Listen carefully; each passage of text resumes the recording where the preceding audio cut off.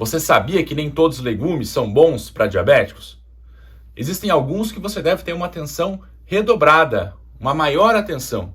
E nesse vídeo eu vou te falar os 7 melhores legumes e também os 5 piores para diabéticos. Eu fiz essa classificação com base em 3 fatores. O primeiro, o peso, 100 gramas. Então todos vão ter a mesma porção. No vídeo passado, eu também fiz por porção e muitas pessoas falaram, tem que ser por unidade, porque fica mais fácil. Só que não tem como fazer por unidade. Como que eu vou comparar uma ervilha com uma abóbora? Não tem como. Então, todos têm o mesmo peso, 100 gramas. O segundo fator que eu levei em consideração foi a carga glicêmica. Quanto de açúcar, quanto de carboidrato que tem em cada porção de 100 gramas. É bem fácil. Apesar de o nome carga glicêmica parecer estranho, mas o conceito é bem simples de entender. É a quantidade de açúcar, de carboidrato que tem em cada alimento. Muitos diabéticos não conhecem esse conceito, porque todo mundo só fala do índice glicêmico, que é quanto que aquele alimento vai aumentar o seu açúcar no sangue. Isso é o índice glicêmico. Só que a carga glicêmica é tão importante ou mais do que o índice glicêmico. Então, nesse vídeo, eu vou levar em conta a carga glicêmica. E o número 3, que eu também coloquei em consideração na nossa classificação, é a quantidade de fibras que tem em cada porção de 100 gramas. Combinado? E quais são os melhores? Começando com a nossa lista dos 7 melhores, a número 1 é a berinjela. A cada 100 gramas de berinjela tem 6 gramas de carboidrato e 3 gramas de fibras. Então, é um ótimo legume para quem é diabético, porque não vai aumentar o seu açúcar no sangue. Além disso, também tem estudos científicos que mostram que a berinjela pode melhorar as gorduras no sangue, pode melhorar o perfil lipídico. Então, mais um ponto positivo, porque muitas pessoas são diabéticas e tem que cuidar do colesterol também. Então, a berinjela é um ótimo legume nesse caso. E o suco de berinjela? Vocês sempre perguntam aqui nos comentários, será que funciona para diabetes? Não tem nenhuma evidência científica, não tem nenhum estudo grande que realmente comprove que o suco de berinjela funciona para diabetes. Então aqui é comer a berinjela e não ficar tomando suco ou comprimido, beleza? Número 2, cenoura. Cenoura é um carotenoide e tem várias funções benéficas no nosso corpo. Não só para a visão, geralmente as pessoas associam, vou comer cenoura para melhorar a visão. Mas tem vários outros minerais, vitaminas, também ajudam inclusive na saúde do intestino. E a cenoura entra na nossa classificação aqui, porque a cada 100 gramas tem 6 gramas de carboidratos, de açúcares, e 2,9 de fibras. Então, é outro legume muito bom para a saúde. Número 3, e esse aqui eu gosto muito, inclusive também entra na lista dos melhores alimentos do mundo, que é o brócolis. O brócolis, além de ser fonte de magnésio, de vitamina A, de vitamina C, de vitamina K, também tem cálcio, tem ferro. Então o brócolis pode ajudar em diversas situações. Só tem que cuidar para não cozinhá-lo mais do que 20 minutos, porque alguns estudos mostram que depois de 20 minutos você pode perder alguns benefícios.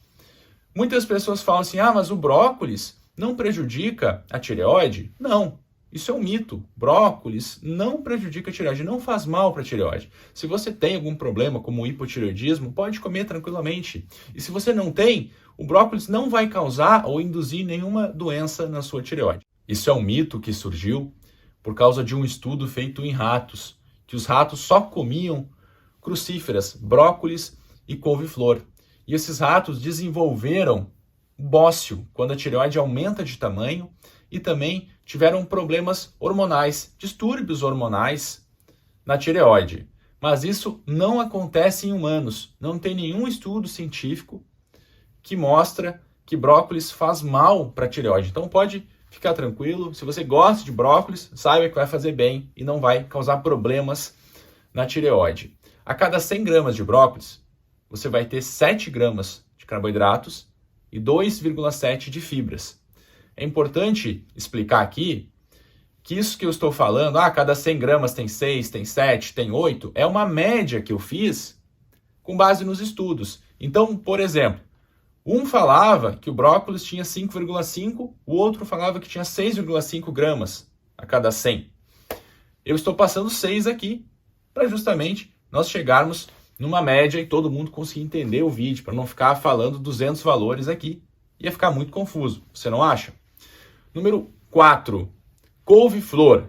Já que eu falei das crucíferas, agora que você já sabe que pode comer, que não faz mal para a tireoide, couve-flor também entra na nossa lista, porque a cada 100 gramas tem 5 gramas de carboidratos e 2,5 gramas de fibras. Também não vai aumentar o seu açúcar no sangue de maneira significativa, é bom para o controle do açúcar no sangue. Número 5, qual é o quinto melhor vegetal para diabetes?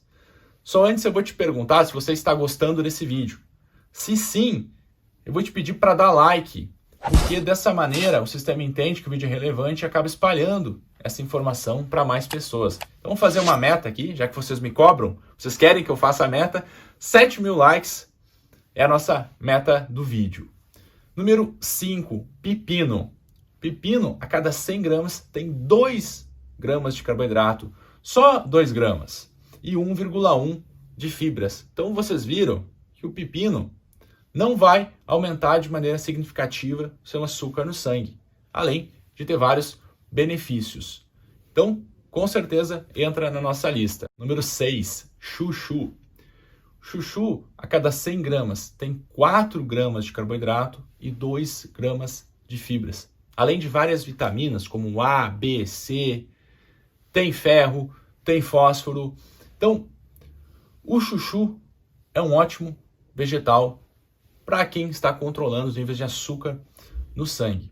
Eu quero que você preste atenção nesses números que eu estou falando, para você conseguir comparar com os piores, até para você entender o vídeo.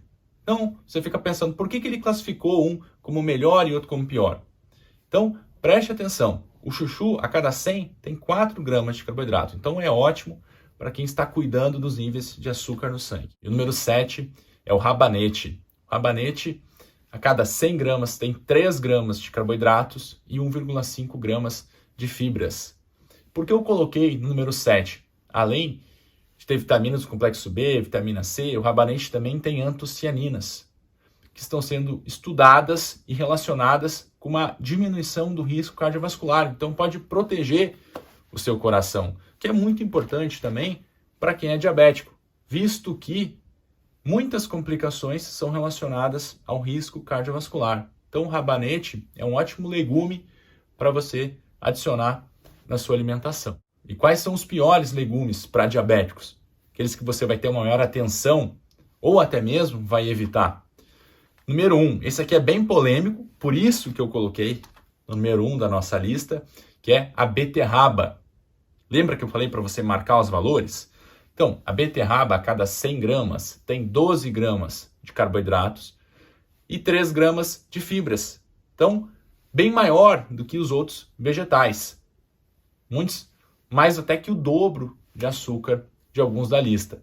Mesmo assim, é proibido comer beterraba? Não, mas você tem que saber que tem uma quantidade um pouco maior de açúcar.